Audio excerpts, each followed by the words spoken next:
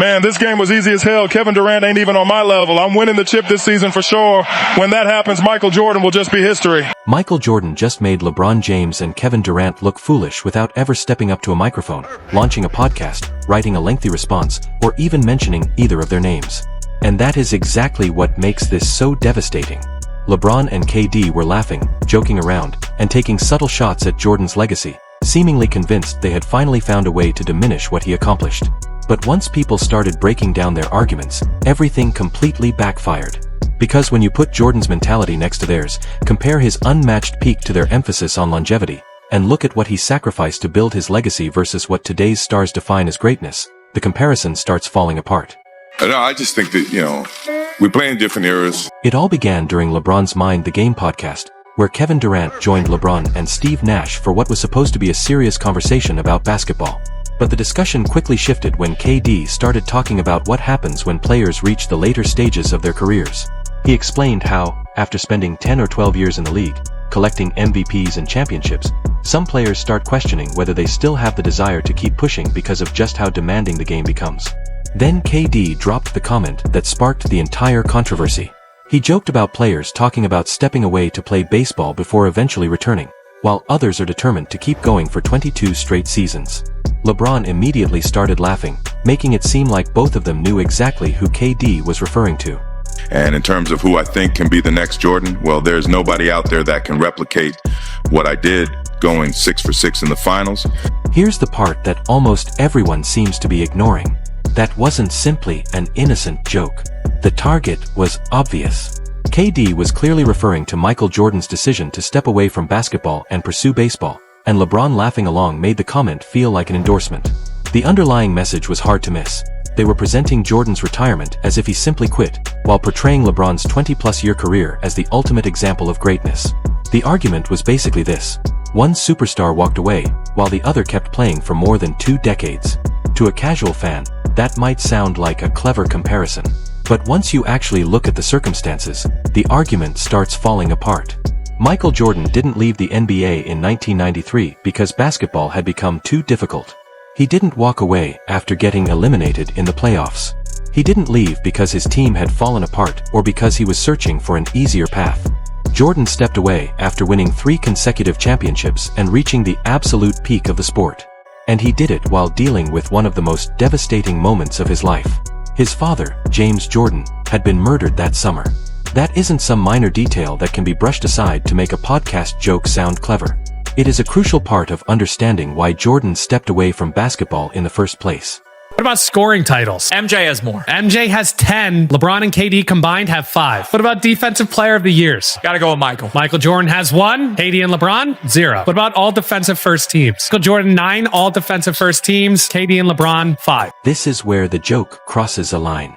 Because when KD talks about players wanting to go play baseball with that sarcastic tone, he isn't simply criticizing a career decision. He is turning one of the most painful chapters of Michael Jordan's life into a punchline. And LeBron laughing along only makes the moment look worse. Jordan's decision to play baseball wasn't about avoiding competition or running from the pressure. It came during a period of intense grief. It was connected to his relationship with his father and to something they had talked about together.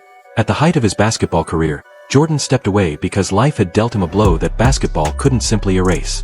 And the timing of his retirement matters. Jordan didn't leave after getting beaten by the team that exposed him. He didn't walk away because he couldn't get over the hump. He didn't need to join another superstars team to finally reach the top. He left after winning 3 straight championships. He had already established himself as the standard of his era, accomplishing something that legends like Magic Johnson, Larry Bird, and Isaiah Thomas never managed to do in the same way. Win 3 consecutive NBA titles as the centerpiece of his team. Then he returned and eventually won 3 more. So reducing that entire chapter to the word quitting doesn't just miss the point. It ignores the timeline, the circumstances, and the level of dominance Jordan had already achieved. Yeah, I'm 10, 12 years in, I got 4 MVPs and 4 championships. Like, I still want to do this shit. You know what I'm saying? You know how hard it is. Some people say, I want to go play baseball. Right? Yeah. Here's the part almost nobody is discussing. If Michael Jordan had wanted to build the longevity argument, he could have done exactly that. He could have slowed his pace, managed his workload, protected his body, and prioritized extending his career for as many seasons as possible. But that was never Jordan's mentality. He wasn't obsessed with how many years he could stay in the league. He was obsessed with how much he could dominate while he was there. He wanted perfection. He wanted to compete at the highest level every single night and prove himself whenever he stepped onto the court. If that meant pushing himself to the limit, so be it. That is the fundamental difference. Jordan wasn't focused on preserving his body simply so he could point to a longer career later. His mindset was about giving everything he had whenever he played. And that's why some of his old interviews hit differently today. Jordan spoke about basketball as something you couldn't simply switch on for certain moments and switch off for others. To him, the game demanded complete commitment. He talked about diving for loose balls, playing with maximum effort, and competing every single night because that was simply what basketball meant to him. He even talked about wanting to give his best for the fans sitting high up in the arena, the person who worked hard and sacrificed just to afford a ticket. That wasn't just a catchy quote. It revealed an entirely different relationship with the game. He said he would take Kobe over me because... If you had to pick between the two, that'd be a tough choice. I mean, but 5 beats 1. Last time he checked, 5 is better than 1. You know, that's his own opinion. At the end of the day, rings doesn't always define someone's career. This is where a lot of younger players get the argument wrong. They assume that playing longer automatically makes someone greater. But longevity and dominance are two completely different things. Playing in the NBA for 20 years is obviously an incredible accomplishment. But if the question is who reached the highest level and actually controlled the sport, Michael Jordan's peak remains almost impossible to match. 6 championships, 6 finals MVPs, 5 regular season MVPs, 10 scoring titles, 9 all-defensive selections, a perfect 6-0 record in the finals. And he accomplished all of that without needing a 20-plus year career. That isn't simply a great resume. That is sustained domination at the highest level. And that's where the longevity argument starts to lose its power. The idea that playing more seasons, collecting more numbers, and surviving the grind automatically outweighs the level of dominance Jordan displayed doesn't hold up when you actually compare the careers. Jordan didn't need 2 decades to establish himself. He did it by winning, leading, scoring, defending, competing, and delivering when the pressure was at its highest. He dominated on both ends of the court and consistently turned the biggest moments into his stage. That's why his resume carries so much weight despite having fewer seasons. And then there's the irony of who was making the joke. Kevin Durant mocking Jordan for stepping away from basketball is always going to invite criticism because KD's own career has included several major changes in destination and team situation. He left Oklahoma City after the 2016 season and joined Golden State, the team that had just defeated him, alongside Stephen Curry, Klay Thompson, and Draymond Green. That decision became one of the defining moments of his career and continues to shape how some fans view his championships. Then Brooklyn didn't produce the results people expected. Phoenix has also failed to deliver the championship outcome many expected from that situation. So when KD jokes about Jordan stepping away, fans are naturally going to point out the irony. And LeBron isn't completely outside that conversation either. LeBron left Cleveland for Miami, teamed up with Dwayne Wade and Chris Bosh, eventually returned to Cleveland, and later moved to Los Angeles. His supporters will argue that those were smart decisions made within the rules of free agency, and they have every right to make that argument. But the criticism becomes understandable when you laugh at Jordan for stepping away during one of the darkest periods of his life, especially after he had already won 3 straight championships. That is why the backlash came so quickly.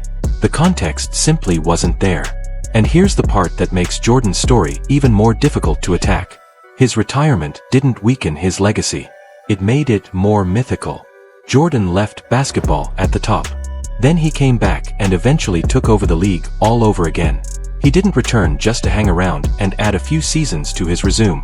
He returned and won 3 more championships.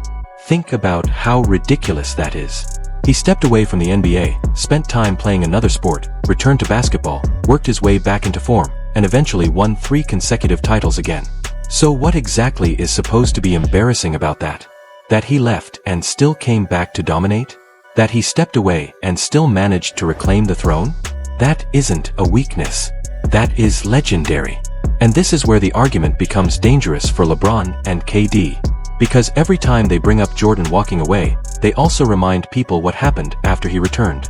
Nobody is saying players should ignore injuries or destroy their bodies just to prove something. There is a major difference between dealing with legitimate physical problems and simply treating games as something that can be managed whenever convenient. Jordan viewed competition differently. Every game was another opportunity to prove himself. That mentality helped create the aura surrounding him. Fans expected him to show up. They expected effort. They expected competition. And when they paid to see him, he understood that they had made an investment to witness greatness. Jordan even talked about the fans sitting high in the arena, the person who may have saved money just to buy that ticket. He didn't treat that responsibility as a burden. He treated it as part of the job. That is one reason his relationship with fans remains so powerful decades later. It wasn't only about highlights. It was about commitment. It was about showing up and giving people the full experience. And this is another place where younger players can misunderstand greatness. Greatness isn't just about performing when everything is perfectly managed. Jordan built his reputation under pressure. Physical defense. Constant competition. Expectations every night. And when former Bulls voices started reacting to the podcast discussion, the criticism became even more interesting. Stacey King questioned the whole energy behind constantly talking about who is great and who isn't. His point was simple. Truly great players don't need to spend all their time convincing people they are great. They show you. Kobe Bryant understood that mentality too. He didn't need to constantly campaign for his greatness. The performances spoke. The moments spoke. The championships spoke. The fear factor spoke. And that is where LeBron and KD can sometimes walk themselves into a difficult situation. They may be tired of being compared to Jordan, but every time they bring Jordan into the conversation, they remind everyone that he is still the standard. Think about it. If Jordan's legacy didn't matter, why keep talking about him? If his career wasn't still hanging over the GOAT debate, why bring up the baseball years? Why bring up his retirement? Why keep comparing longevity to his peak? Because whether they like it or not, Jordan remains the measuring stick. And every time his name comes up, the comparison starts all over again.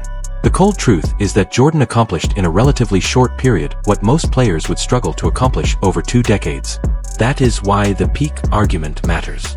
That is why his career feels so complete. He didn't simply collect statistics and awards. He stacked them together through dominance. 10 scoring titles while also being an elite defender. 6 finals appearances with Chicago.